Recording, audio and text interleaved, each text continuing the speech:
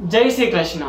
बहुत बहुत स्वागत है आपका भास्कर एस्ट्रो यूट्यूब चैनल में। मैं हूं सर्वेश कुमराव, ज्योतिषी और टैरो कार्ड रीडर। एक बार फिर से हाजिर हुए एक नए वीडियो के साथ में। और इस वीडियो में हम, आपने जैसे टाइटल में पढ़ ही लिया होगा, आपने अगर हनुमान चालीसा पढ़ी या सुनी है तो उसमें ये लाइनें जरूर सुनी होगी, अष्ट सिद्धि नव निधि के दाता असबर दीन जानकी माता।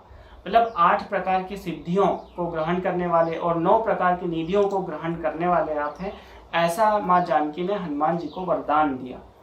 अब कभी आपने सोचा है कि ये कौन सी 8 प्रकार की सिद्धियां हैं और 9 प्रकार की निधियां हैं जो सिर्फ हनुमान जी के पास है? पूरी 8 सिद्धियां और 9 निधियां सिर्फ हनुमान जी के पास है।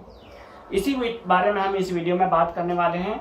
आगे बढ़ने से पहले आप सभी से मैं रिक्वेस्ट कर दूं कि आप सबसे पहले चैनल को सब्सक्राइब कर लीजिए। चैनल को सब्सक्राइब करने के पास साथ ही आपको सब्सक्राइब के ऑप्शन के पास में बेल आइकॉन नजर आएगा, उसको आप टैप कर दीजिए। टैप करेंगे तो आपको कुछ ऑप्शंस वहां पर नजर आएंगे, ऑल को आपको सिलेक्ट करना है।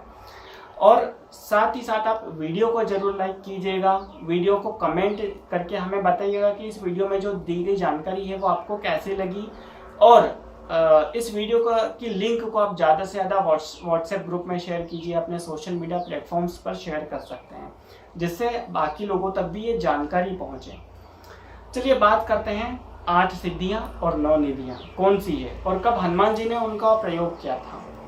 सबसे पहले हम बात करते हैं 8 सिद्धियों की। तो 8 सिद्धियां कौन सी है? अणिमा, महिमा, गरिमा, लघिमा, प्राप्ति, प्राकाम्य, इशित और वशित्व। ये 8 प्रकार की सिद्धियां हैं। अब इनको मैं थोड़ा डिटेल में बता देता हूँ। अणिमा मतलब कि अपने शरीर को बहुत सूक्ष्म कर लेना, छोटा कर लेना। आपने साइंस पढ़ा है, अगर विज्ञान पढ़ा है, उसमें अणु पढ़ा होगा। अणु सबसे छोटा पार्टिकल, तो अपने शरीर को अणु के आकार का कर लेना, जो दिख भी नहीं पाए, इतना छोटा कर लेना। ये सिद्धि हनुमान जी के पास है। ये पहली है अणिमा। इसका उपयोग उन्होंने कब किया था? जब हनुमान जी माँ सीता की खोज में लंका गए थे, तो अंदर प्रवेश करने से पहले उन्होंने अपने शरीर को सूक्ष्म कर लिया था, छोटा कर लिया था, ताकि वो अंदर प्रवेश कर पाए, माँ सीता को खोज पाए और उनको कोई देख नहीं पाए। तो ये थी पहली। दूसरी है महिमा। महिमा मतलब अपने शरीर को विशाल कर लेना, बहुत बड़ा कर लेना, जितना चाहो उतना बड़ा कर लेना। इसका प्रयोग हनुमान जी ने किया था जब हनुमान जी लंका पार जा रहे थे माँ सीता की खोज में। तो राक्षसी जो सूरसा है वो आई थी बीच में, और उससे पिंड छुड़ाने के लिए हनुमान जी ने अपने शरीर को पहले तो बहुत बड़ा किया और तुरंत फिर अणिमा का भी प्रयोग किया था। अपने शरीर को फिर बहुत छोटा कर लिया मुंह के अंदर जाके, और वापस आगे बढ़ गए लंका की तरफ। तो एक ही बार में उन्होंने महिमा और अणिमा का प्रयोग किया था उस समय। तीसरी है गरिमा। गरिमा मतलब कि अपने शरीर को भारी बना लेना, आकार वही रहना शरीर का, लेकिन इतना भारी कर लेना कि वो किसी से हिल भी ना पाए। अब इसका प्रयोग हनुमान जी ने किया था द्वापर युग में। जब द्वापर युग में, आपको पता होगा, पांडव जब भीम किसी वन से जा रहे थे, रास्ते में हनुमान जी विश्राम कर रहे थे, तो भीम ने हनुमान जी को बोला उनकी पूंछ हटाने का, लेकिन उन्होंने हटाई नहीं। उन्होंने भीम को ही बोला कि आप ही हटा के साइड में कर दो, मैं तो विश्राम कर रहा हूँ। और ये हनुमान जी ने भीम का घमंड तोड़ने के लिए किया था। भीम के अंदर 10,000 हाथियों का बल था, ऐसा कहा जाता है, लेकिन फिर भी भीम हनुमान जी की पूंछ को हिला भी नहीं पाए। साइड में करना तो दूर, हिला भी नहीं पाए। तो हनुमान जी ने अपनी पूंछ को, अपने शरीर को इतना भारी कर लिया था। ये गरिमा, ये तीसरी सिद्धि। लघिमा मतलब अपने शरीर का वजन बिल्कुल हल्का कर लेना, इतना हल्का कर लेना कि हवा में उड़ सके, तेज गति से उड़ सके। इसका प्रयोग हनुमान जी ने लंका पार गए, जब वो समुद्र पार गए, जब लंका में माँ सीता की खोज में, तब क्या संजीवनी लेने गए, तब क्या उन्होंने। 5वीं सिद्धि प्राप्ति है। प्राप्ति मतलब कि कहीं पर भी आसानी से आ जा पाना, बिना किसी रोक टोक के, अपनी इच्छा अनुसार। और उसके बाद उसमें आता है कि किसी भी प्रकार के जीव की भाषा को समझ लेना, चाहे वो पशु पक्षी हो, जानवर हो या कोई अन्य जीव हो, उसकी भाषा को समझ लेना।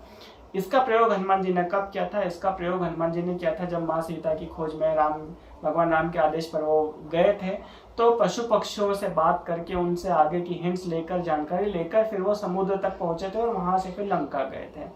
6ठी सिद्धि जो है प्रकाम्य या प्राकाम्य, ये इसका मतलब होता है अपनी हर इच्छा को पूर्ण करने की क्षमता होना, हर इच्छा को पूर्ण करने की क्षमता, और किसी के भी मन की बात आसानी से जान लेना।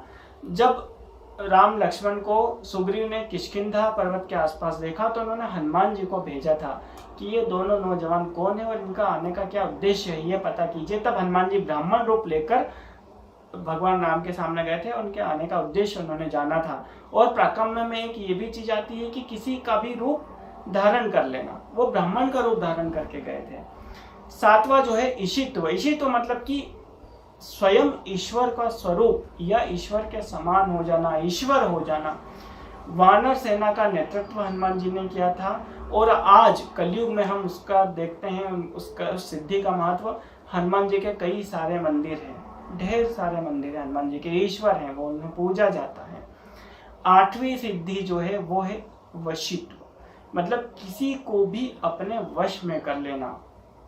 अब यहाँ पर किसी को भी अपने वश में कर लेना मतलब कोई इंसान ही नहीं, जो इंद्रियां हैं उनको भी मन वचन का मतलब काम क्रोध ये सब अपने वश में कर लेना, इन पर विजय प्राप्त कर लेना, ये भी इसका मतलब होता है। तो हनुमान जी ने सभी इंद्रियों को अपने वश में कर रखा था, ये है वशित्व। तो ये 8 सिद्धियां हुई। फिर से मैं बोल देता हूँ, अणिमा, महिमा, गरिमा, लघिमा, प्राप्ति, प्राकाम्य, ईशित्व और वशित्व। और कब हनुमान जी ने इनका प्रयोग किया वो भी मैंने आपको बताया। अब हम देख लेते हैं कि 9 निधियां कौन सी है। 9 निधियों में सबसे पहले आता है परकाया प्रवेश। मतलब परकाया प्रवेश जैसे नाम से आप समझ गए होंगे कि किसी भी मृत व्यक्ति के शरीर में अपनी स्वयं की आत्मा को प्रवेश करवाना, इतनी ये करने की क्षमता, इसको बोलते हैं परकाया प्रवेश। ये पहली निधि है। दूसरी जो है हादि विद्या। हादि विद्या मतलब कि भूख प्यास पर नियंत्रण प्राप्त कर लेना, अपनी भूख प्यास पर नियंत्रण प्राप्त कर लेना, कई दिनों तक भूखे निकाल देना, प्यासा निकाल देना और फिर भी ऊर्जा शरीर की उतनी ही होना, उसमें कोई कमी नहीं होना, ये दूसरी निधि है। तीसरी है कादी विद्या। कादी विद्या मतलब कि अपने शरीर और मस्तिष्क को इस प्रकार का बना लेना कि किसी भी मौसम का असर शरीर और मस्तिष्क पर नहीं पड़ सके। मतलब चाहे वो गर्मी हो, सर्दी हो, बरसात हो, चाहे जो भी मौसम हो, अपने शरीर और मस्तिष्क पर उसका प्रभाव नहीं पड़ सकता। मतलब जैसे गर्मी लग रही है, भयंकर गर्मी, लेकिन फिर भी अगर आपके पास ये किसी के पास ये कादी विद्या, ये सिद्धि है, निधि है, तो उसको ना तो गर्मी सताएगी, ना ठंड सताएगी, ना बारिश।